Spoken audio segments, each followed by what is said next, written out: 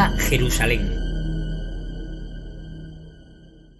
Hola amigos nazarenos cósmicos, hoy traemos uno de los capítulos más fantásticos, al menos para los que puedan creer que lo que informamos es literatura para un cine de ciencia ficción. Tras el arrebatamiento y el juicio, la Nueva Jerusalén aparece en los cielos. Las interpretaciones de las escrituras suelen describirla como una ciudad de mármol y oro que aparece en los cielos ante los ojos asombrados de los hombres salvados de la ira divina.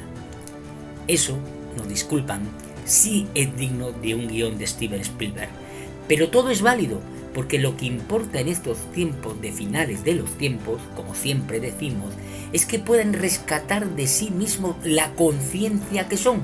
Ese regalo que el Padre otorgó a aquel primate elegido para convertirlo en otra conciencia más que habitan estos universos maravillosos. Pero, sin más preámbulos, vayamos al lío, que tampoco es que haya mucho tiempo para seguir perdiendo el tiempo en seguir el juego al mal.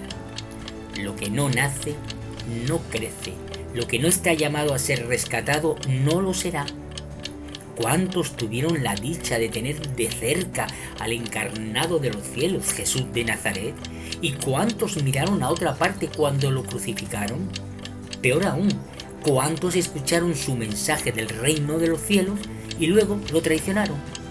Hoy, sin duda alguna, hay más Judas que Magdalenas. Entre aquellos que se rasgan las vestiduras y lo nombran con la boca, pero lo silencian en el corazón. Pero esto es otra historia. En Nazarenos Cósmicos, en Codex Nazareno, no venimos a sembrar, menos a juzgar, menos a sentenciar, sino a anunciar la cosecha, el camino, la verdad y la vida. Pero sí es nuestra misión alertar a algunos despistados que se dejan llevar por el canto de sirenas del mal. Son tiempos de cosecha, lo repetimos, pero vayamos al lío. Introducción. El primer puerto cósmico. De lo cósmico a lo cómico, en lengua castellana, solo sobra una letra, pero para el paso de una humanidad arrebatada a la llegada a un nuevo reino humano, en base a un conocimiento científico, descontaminado de intereses de todo tipo, sobre todo económicos, hace falta más. En concreto, hace falta dejar atrás un cúmulo de creencias ancladas en la noche de los tiempos. El despojarse de creencias fallidas y dañinas, es el gran secreto que llevará a aquellos elegidos a llegar al primer puerto cósmico humano, la primera humanidad llamada a salir de su sistema solar. La extracción ha sido realizada con éxito. No se ha perdido ni una sola oveja de los elegidos. Aquellos que, pertenecientes a la cepa original del Padre, sí supieron despertar al reino de la conciencia y no se dejaron arrastrar por los cantos de sirena de creencias que solo perseguían la división y el alejamiento del Padre. La Nueva Jerusalén no es una ciudad, no es un país, sino en una primera instancia un puerto cósmico, el primer puerto, la primera parada de aquellos llamados a poblar la nueva tierra. Un puerto que podemos entenderlo, para hacernos comprender, como una gran nave o naves nodrizas interconectadas.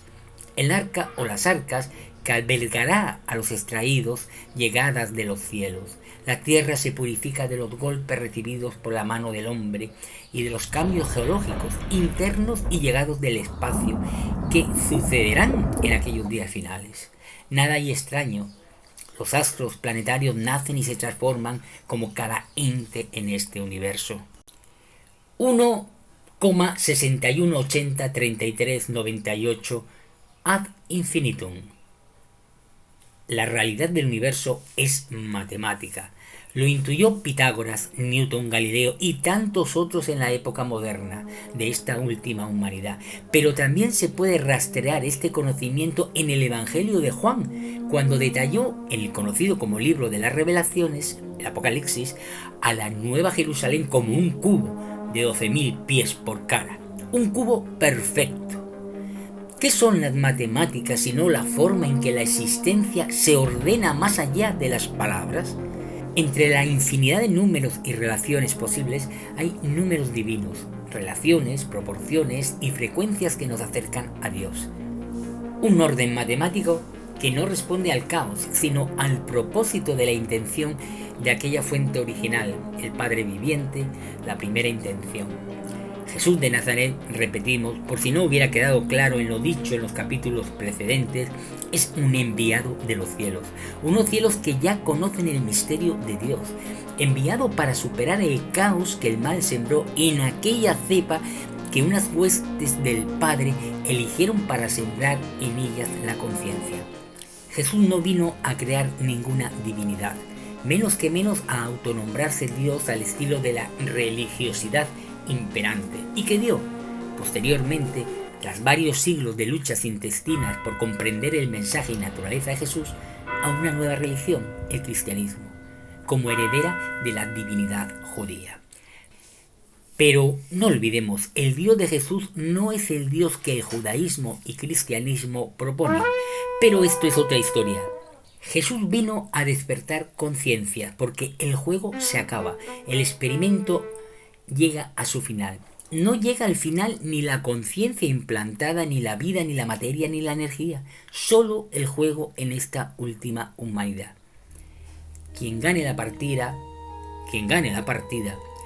pasará a otros niveles de conciencia. Quien no, seguirá cosechando derrotas hasta llegar a su victoria particular.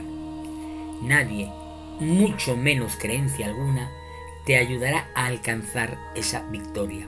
Solo tú tienes el poder de modificar la frecuencia de tu conciencia. Nadie puede obligarte a ser cuando ya eres. Te engañarán para hacerte creer que tú solo eres un peón del tablero de ajedrez. Pero toda conciencia de este universo es un pensamiento de Dios mismo al jugar esa partida, del rey de ese tablero hipotético. La gran pregunta, aunque no venga a cuento en esta temporada, es ¿contra quién juega Dios esa partida de ajedrez? ¿Para qué? ¿Qué propósito tiene? ¿Es un torneo o simplemente un jugar por jugar? Nos explicamos bien. El hecho es que toda conciencia de este universo somos parte de esa partida. Toda pieza cuenta porque sin ella simplemente no hay juego. Sigamos. Materia y energía. Imagínense que ustedes están en esa nueva arca. Sí, si ustedes quieren. Claro, porque reiteramos, la decisión de estar no depende siquiera de Dios, sino de ustedes. Dios los creó, nos creó, no para condenarnos, sino para estar en sintonía con Él en todo presente. Pero de cada conciencia depende estar o no en sintonía con Él. Vayamos al grano de este apartado.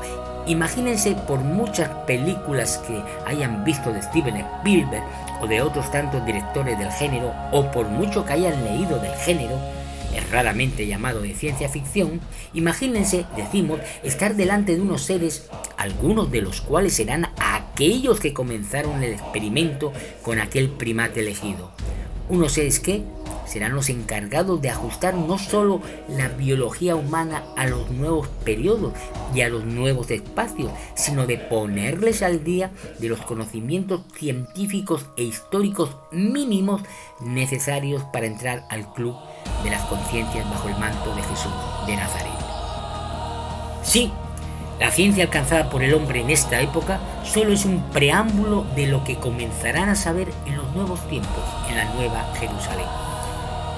Materia y energía son dos términos lingüísticos que hacen referencia a dos estadios de la conciencia. En aquellos momentos primigenios, tras el arrebatamiento, tras la extracción de los llamados a poblar la nueva tierra, estos conocimientos comenzarán a ser parte del día a día. Jesús, en su encarnación humana, lo dejó dicho y fue rescatado en algunos logos de los llamados evangelios, en específico en el de Juan. Aún tengo muchas cosas que deciros, pero ahora no la podéis sobrellevar. Para que la mente esté preparada para los conocimientos de la materia y energía, debe primero limpiar el espíritu que fue contaminado por el mal. Pero lo que se entiende por ciencia hoy en día entre los hombres será el pan nuestro de cada día en el nuevo ecosistema social humano. A propósito de aquellas piedras preciosas que nombró Juan en el Apocalipsis, son gemas anisotrópicas, es decir, piedras que cuando son golpeadas por la luz, el cristal puede comportarse de manera diferente según por donde se le mire o la luz por donde le entre, logrando incluso dividir el rayo de luz en dos, en lo que se llama una doble refracción, creando efectos ópticos únicos. Las 12 piedras, del total de las que se tenía conocimiento entre aquella cultura grecorromano que imperaba en el Israel del siglo I, unas 16, las 12 piedras mencionadas por Juan son anisotrópicas. ¿Casualidad? ¿Qué conocimientos se dejan traducir en aquellos pasajes que se leen como religiosos?